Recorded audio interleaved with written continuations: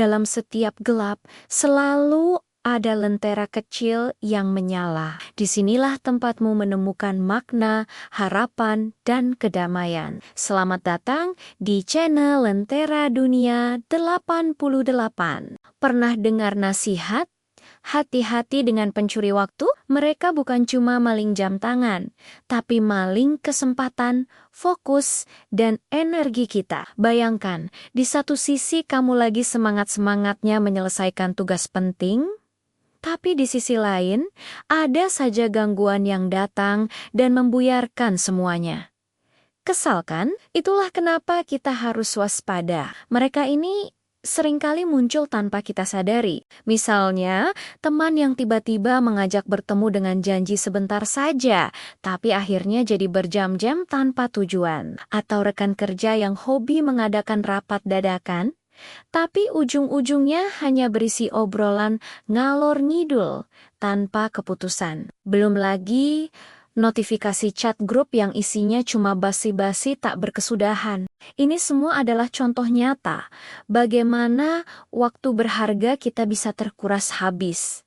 Coba perhatikan tanda-tandanya. Biasanya, orang yang suka membuang waktu itu komunikasinya tidak pernah jelas. Saat diajak diskusi, jawabannya sering mengambang dan tidak to the point. Mereka juga jago menunda-nunda pekerjaan, seolah-olah waktu itu tak terbatas. Yang paling parah, mereka tidak menghargai batasan yang sudah kita tetapkan. Kita sudah bilang sibuk, tapi mereka tetap memaksa masuk ke dalam jadwal kita dengan alasan ini penting. Padahal, pentingnya hanya untuk mereka, bukan untuk tujuan bersama.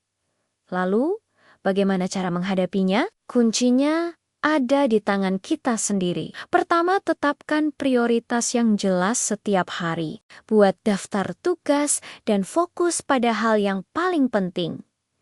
Dengan begitu, kamu punya alasan kuat untuk menolak gangguan. Kedua, belajar berkata tidak dengan sopan tapi tegas. Kamu bisa bilang, "Maaf, saat ini aku sedang fokus menyelesaikan target. Bagaimana kalau kita bahas ini nanti sore jam 4? Ini menunjukkan kamu menghargai mereka, tapi juga menghargai waktumu sendiri. Terakhir, buat batasan yang sehat, matikan notifikasi yang tidak perlu saat sedang bekerja. Alokasikan waktu khusus untuk membalas email atau chat. Jangan biarkan itu menginterupsi pekerjaanmu setiap saat. Ingat, mengelola waktu bukan berarti menjadi antisosial, tapi tentang menjadi lebih cerdas dalam menggunakan sumber daya kita yang paling berharga. Dengan begitu, produktivitas meningkat dan stres pun berkurang. Nah, sekarang giliran kamu, pernah punya pengalaman berurusan dengan pencuri waktu?